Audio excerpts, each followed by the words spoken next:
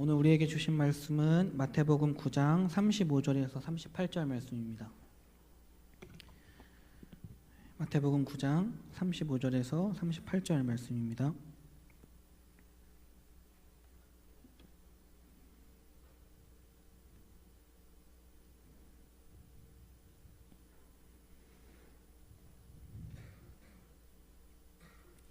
화면으로도 준비되어 있으니까 제가 먼저 한 절 읽고 또 여러분들이 한 절 읽고 교독하시고 마지막 절은 합독하겠습니다. 예수께서 모든 도시와 마을에 두루 다니사 그들의 회당에서 가르치시며 천국 복음을 전파하시며 모든 병과 모든 약한 것을 고치시니라. 무리를 보시고 불쌍히 여기시니 이는 그들이 목자 없는 양과 같이 고생하며 기진함이라. 이에 제자들에게 이르시되 추수할 것은 많되 일꾼이 적으니 그러므로 추수하는 주인에게 청하여 추수할 일꾼들을 보내주소서 하라 하시니라. 아멘. 하나님의 좋으신 은총과 사랑이 우리 가운데 함께 하시기를 바랍니다. 예수님은 참 인기가 많으신 분이었습니다. 예수님이 계신 곳에는 늘 사람들이 있었고 언제나 많은 사람들이 예수님을 따라다녔습니다. 오늘 본문은 예수님의 사역에 대해서 잘 말해주고 있습니다. 오늘 본문 35절에 나와 있는 것처럼 예수님께서는 모든 도시와 마을에 두루 다니시면서 사람들에게 가르침을 베푸셨는데 그 가르침의 핵심은 천국 복음을 전파하는 것이었습니다. 바로 하나님과 하나님께 속한 것에 대한 가르침, 하나님 나라에 대한 가르침을 전파하는 것이었습니다. 그리고 하나님 나라를 전파하면서 모든 병과 모든 약한 것을 고치기도 하셨습니다. 35절을 보면 예수님의 사역을 가르치셨다, 전파하셨다, 고쳐주셨다 라는 세 단어로 요약한 것을 볼 수 있습니다. 예수님은 하나님의 백성으로 산다는 것이 어떤 것인지 아주 일상적인 언어로 사람들이 이해하기 쉽게 잘 풀어서 설명해 주셨습니다. 또 예수님은 하나님 나라를 전파하셨습니다. 표준 세번역 버전으로 보면 전파라는 단어를 선포라는 단어로 바꿔서 우리에게 전하고 있습니다. 선포의 언어는 우리의 일상적 의식이나 삶을 뒤흔듭니다. 선포의 언어는 듣는 이들에게 결단을 요구하기 때문입니다. 예수님 당시 로마의 황제는 신 그 자체였습니다. 예수님이 살던 시대는 로마 제국이 이스라엘을 식민 통치하고 있던 시대였습니다.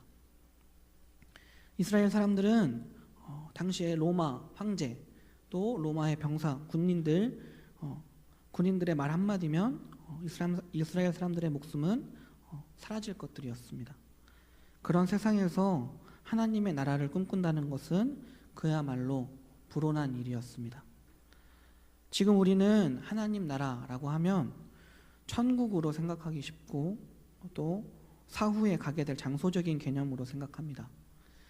하지만 예수님 당시 시대에는 하나님 나라라는 것은 하나님의 직접적인 통치를 뜻하는 개념이었습니다. 그러니까 하나님 나라는 로마 제국의 시스템에 반하는 일종의 저항 담론이었습니다. 예수님은 억압과 착취와 폭력을 통해서 유지되는 제국이 아니라 섬김과 나눔과 평화를 통해서 열릴 새 세상의 꿈을 사람들에게 심어주셨습니다. 그리고 예수님이 하신 사역 가운데에서 빼놓을 수 없는 것이 바로 치유사역입니다. 개역개정은 모든 병과 모든 약한 것이라고 전하고 있지만 표준 세번역은 이 부분을 모든 질병과 모든 아픔을 고쳐주셨다라고 전하고 있습니다. 질병은 객관적으로 진단할 수 있는 병적인 증상을 말합니다. 예수님은 다양한 질병을 앓고 있는 사람들을 자신의 고통인 것처럼 여기시고 그들을 고쳐주셨습니다. 그리고 그 다음에 우리가 주목해야 할 단어가 있습니다. 약한 것, 아픔입니다. 이것은 감정적, 정서적, 영적으로 균형이 무너진 상태를 가리키는 말입니다. 정신의 균형이 무너지면 충동적이 되고 화를 참지 못하고 이웃에 대해서 너그럽게 대하지 못하고 공감의 능력이 줄어듭니다. 예수님은 병뿐만 아니라 그런 모든 아픔까지도 고쳐주셨습니다. 예수님은 이 아픔을 어떻게 고쳐주셨을까요? 예수님은 하나님의 아들이고 능치 못한 일이 없어서일까요? 물론 맞는 말이긴 하지만 이것은 너무 무책임한 대답인 것 같습니다. 예수님께서 사람들의 아픔을 고쳐주신 방법은 적극적인 경청이었습니다. 예수님은 아픈 사람들과 함께 하시면서 온 존재를 다해서 그들의 이야기에 귀를 기울이셨습니다. 예수님과 함께하는 사람들, 예수님께 아픔을 고침받은 사람들은 자기들이 받아들여지고 있다는 사실을 온몸으로 느꼈을 것입니다. 마태복음 4장에서도 오늘 35절과 비슷한 말씀이 있습니다. 4장 23절입니다. 우리 함께 한번 읽어보겠습니다. 예수께서 온 갈릴리에 두루 다니사 그들의 회당에서 가르치시며 천국 복음을 전파하시며 백성 중에 모든 병과 모든 약한 것을 고치시니. 거의 비슷하죠. 그런데 조금 차이는 있습니다. 마태복음 4장에서는 23절 앞에 17절에서 예수님의 공생의 사역의 시작을 알리고 있습니다. 제가 읽어드리겠습니다. 이때부터 예수께서 비로소 전파하여 이르시되 회개하라 천국이 가까이 왔느니라 하시더라. 그러고 난 뒤에 예수님은 베드로와 안드레와 야고보와 요한을 부르셨습니다. 그리고 오늘 본문과 같이 예수님의 사역을 요약하는 내용을 기록하고 있습니다. 우리는 마태복음 8장에서 9장을 통해서 기적에 관한 여러 가지 사건에 대해서 들었습니다. 참 놀랍고 신기한 사건들이 있었습니다. 나병 환자, 중풍병에 걸린 백부장의 아인, 열병에 걸린 베드로의 장모, 귀신 들린 사람, 지붕을 뚫고 내려온 중풍병자, 혈루증에 걸린 여인 등 많은 사람들의 병을 치유해 주셨고 바람과 바다를 잠잠하게도 하셨고 또 죽었던 야이로의 딸도 살리셨고 앞을 보지 못하는 사람, 말을 못하는 사람도 고쳐주셨습니다. 이런 일들이 우리 눈앞에서 바로 일어난다면 우리가 그것을 직접 보고 겪는다면 어떻게 될까요?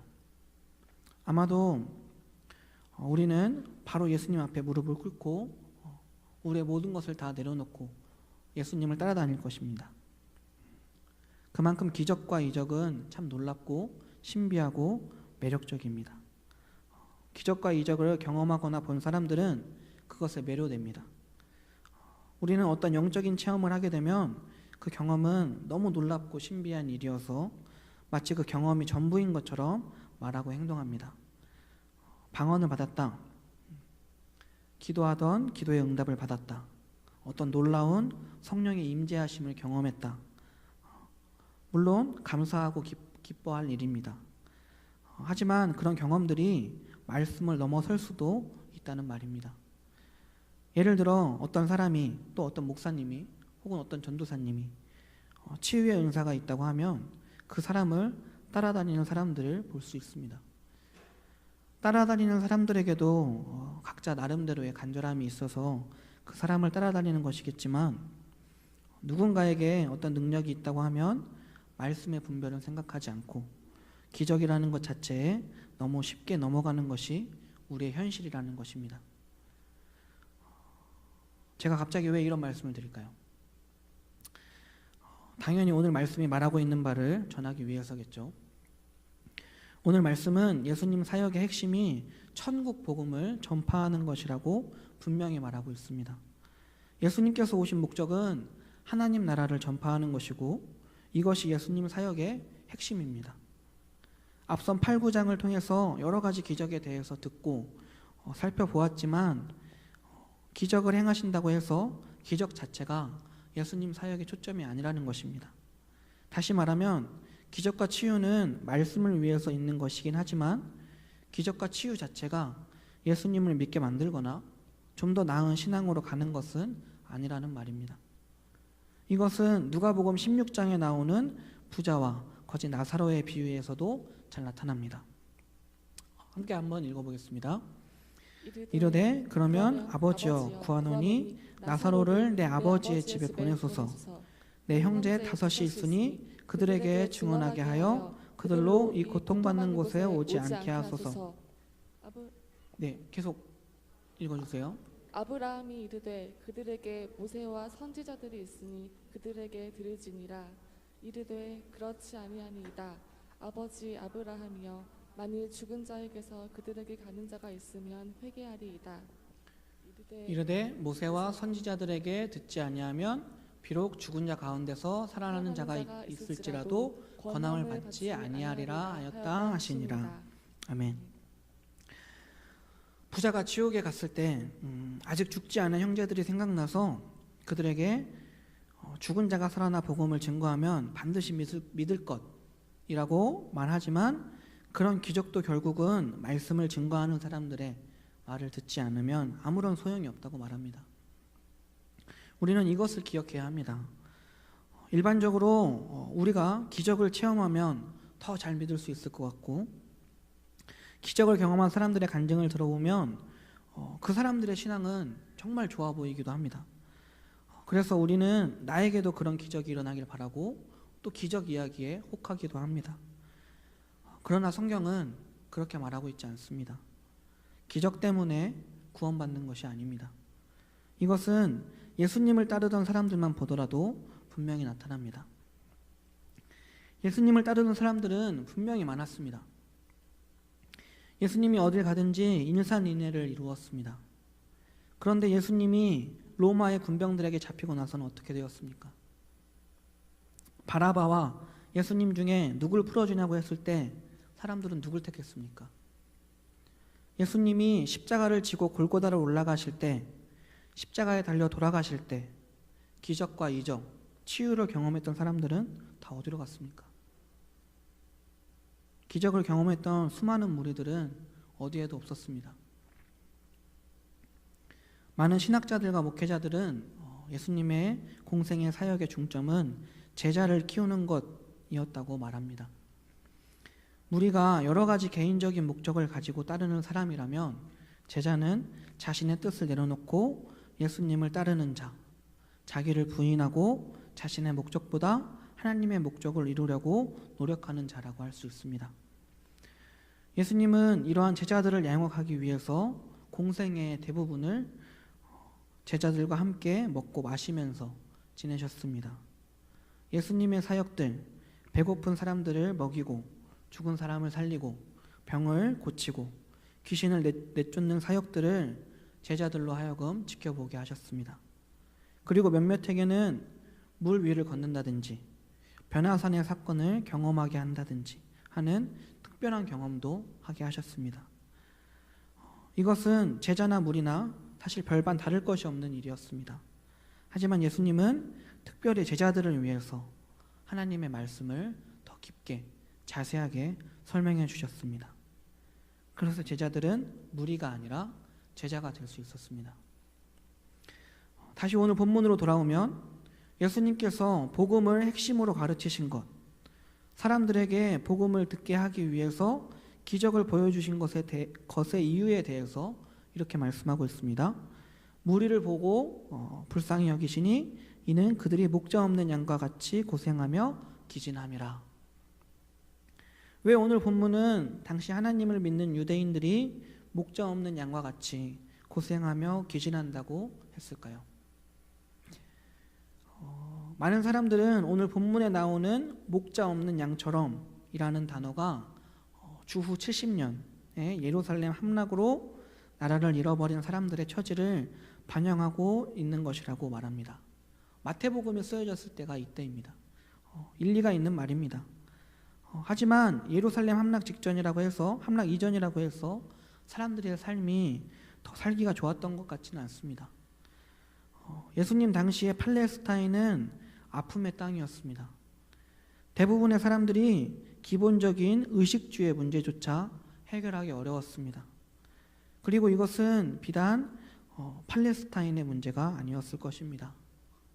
당시 대부분의 사회 소수의 상류층을 제외한 많은 사람들은 헐벗음과 굶주림에 시달리던 시대였습니다. 1세기 팔레스타인의 1인당 연간 총 생산량은 50데나리온 정도였습니다. 한 데나리온이 노동자의 하루 품삯임을 감안할 때 이것은 너무나 터무니없이 적은 돈입니다. 1년 중에 2달 정도만 일을 하고 나머지 10달은 실업자로 보내야 한다는 뜻입니다. 게다가 거기에 조세와 공납금 목적으로 최소 20% 정도를 세금으로 바쳐야 했습니다. 한 사람의 삶을 영위하는 데 사용할 수 있는 돈은 1년에 약 40데나리온 정도밖에 되지 않았습니다. 이것은 최저 생계비에도 미치지 못하는 액수입니다. 그래서 소수의 부유한 사람들을 제외하면 당시의 사람들은 늘 배고프고 늘 목마르고 늘 헐벗은 채 살았다고 보아야 할 것입니다. 거기에 심지어 달걀 하나가 대략 한 데나리온이었다고 하니까 단백질 섭취는 꿈도 못 꾸었을 것입니다.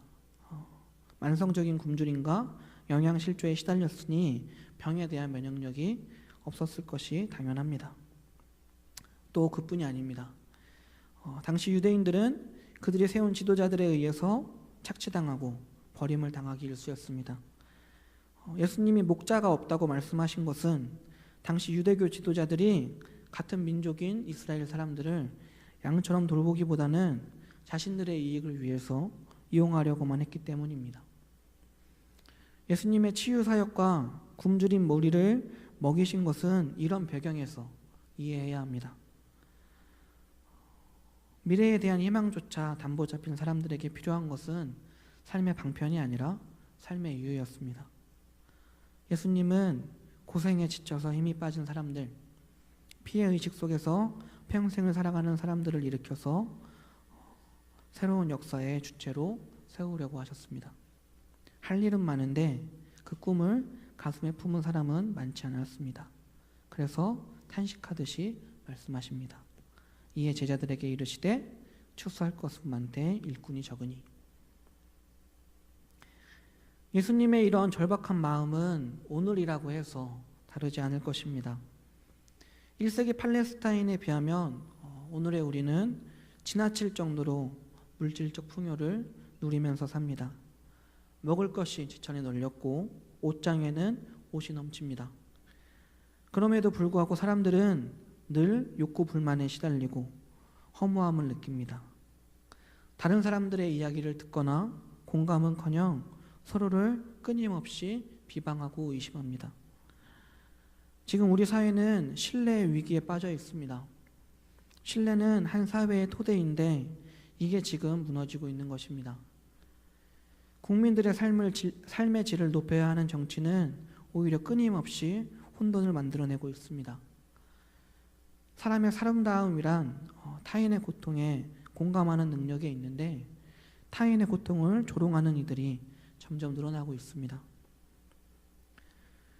예수님은 세상의 아픔을 온몸으로 아파하신 분입니다. 예수님은 마치 엄마처럼 세상의 모든 약한 이들을 품어 안아 주셨습니다. 공생이라고 해봐야 3년이 채 되지 않는데 예수님이 하신 일은 헤아릴 수가 없을 정도로 많습니다. 예수님은 한 사람의 가슴 속에서 솟아나는 사랑의 열정이 얼마나 위대한 변혁의 힘인지를 인류에 깊이 각인시키셨습니다. 예수님은 당신의 모든 힘과 능력, 시간을 사랑을 위해서 바치셨습니다.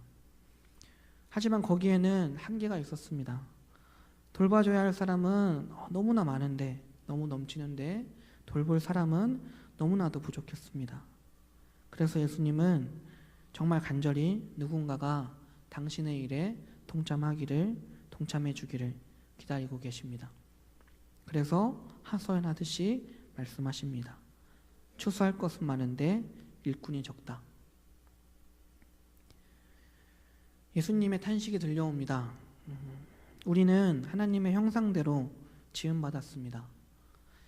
하나님의 형상을 잃어버린 채 욕심과 욕망을 따르는 사람들의 모든 질병과 모든 아픔을 고쳐주고 그들에게 인간 본연의 삶을 가르치고 하나님 나라의 비전을 심어주기 위해서 헌신하는 이들이 일어나야 합니다. 내가 누구를 보내며 누가 우리를 위하여 갈고 하시니 그때 내가 이르되 내가 여기 있나이다 나를 보내소서 하였더니 했던 이사야들이 오늘 일어나야 합니다. 오늘 말씀 이후인 마태복음 10장에서는 예수님께서 그동안 준비시킨 12명의 제자들을 부르십니다. 앞선 4장에서는 먼저 제자들을 부르시고 예수님의 사역을 알려줬는데 오늘 말씀에서는 먼저 예수님의 사역에 대해서 전하고 제자를 부르십니다. 그리고 그들에게 복음을 전파하라고 말씀하십니다. 또 그들에게 더러운 귀신을 쫓아내고 모든 병과 모든 약한 것을 고치는 권능도 주십니다. 여기서 또 우리는 권능이라는 단어에 우리의 시선을 뺏길 수 있지만 앞에서 말씀드렸다시피 기적과 이적, 권능이 핵심이 아니라 복음을 전하는 것이 핵심입니다. 기적과 권능의 마음을 뺏기게 된다면 우리는 제자가 아니라 무리로 머물 수밖에 없습니다.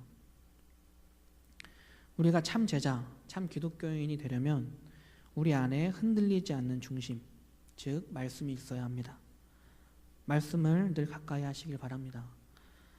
특별히 내일부터는 5월부터는 청년부 전체가 큐티를 하기로 했는데 매일 큐티를 한다는 것이 저한테도 참 어려운 일입니다. 매일매일 하지 못하더라도 늘 말씀을 가까이 하겠다는 마음으로 묵상의 시간을 가지시길 바랍니다. 그 말씀들이 쌓여서 세상에 흔들리지 않게 중심을 잡아줄 것입니다. 예수님은 우리를 일꾼으로 부르십니다. 하나님 나라를 세상에 알려주기 위해서 우리를 먼저 불러주셨습니다. 예수님은 자신의 손과 발이 되어서 이 세상을 하나님 나라로 만들어갈 일꾼들을 부르고 계십니다. 예수님이 우리에게 보여주셨고 또 이제는 우리가 감당해야 할 일들은 우리 안에 예수님의 마음이 없다면 불가능한 일이 될지도 모릅니다. 예수님은 즐거워하는 자들과 함께 즐거워하고 우는 자들과 함께 울라 라고 말씀하셨습니다. 측은한 마음으로 수많은 무리들을 보시며 추수할 것은 많지만 추수할 일꾼이 없다는 예수님의 탄식은 오늘날에도 여전히 계속됩니다. 예수님의 이 측은지심이야말로 예수님의 제자들이 가져야 할 마음이고 우리 기독교인들이 가져야 하는 마음입니다. 우리에게 이 마음이 있다면 우리는 참된 그리스도인으로 살아갈 수 있습니다. 사람의 삶은 어떤 마음을 가지고 사느냐, 어떤 생각을 가지고 사느냐가 다 나타납니다. 우리 삶을 통해 예수님이 나타났으면 좋겠습니다. 예수님은 요한복음 13장에서 새 계명을 너희에게 주노니 서로 사랑하라. 내가 너희를 사랑한 것 같이 너희도 서로 사랑하라. 너희가 서로 사랑하면 이로써 모든 사람이 너희가 내 제자인 줄 알리라 라고 말씀하셨습니다. 예수님의 마음을 품고 서로 사랑하며 사는 우리가 되면 좋겠습니다. 이곳을 또 우리를 하나님 나라로 만들어가는 우리가 되기를 간절히 바랍니다. 하나님 나라를 이루어갈 우리에게 하나님의 놀라우신 은총과 사랑이 함께 하시기를 바랍니다. 기도하겠습니다. 사랑의 하나님, 언제나 우리와 함께 하심에 감사드립니다. 예수님은 우리에게 당신을 따르라고 하셨는데 우리는 그저 앉아서 당신을 섬기기만 한 것 아닌지 돌아봅니다. 예수님께서는 측은한 마음으로 우리를 사랑으로 감싸 안아주셨고 예수님의 일에 함께 동참할 일꾼을 찾고 있는데 우리는 그저 우리의 삶을 살아가기에도 급급해서 예수님의 탄식과 부르심을 애써 외면하고 있었던 것은 아닌가 생각해 봅니다. 우리를 용서해 주시고 주님의 부르심에 응답하는 우리가 되게 하옵소서. 세상을 향한 측은한 마음으로 서로를 사랑하게 하시고 우리의 관계 속에서 하나님 나라를 이루어가게 하시고 우리의 삶을 통해서 하나님을 증거하는 우리가 되게 하옵소서.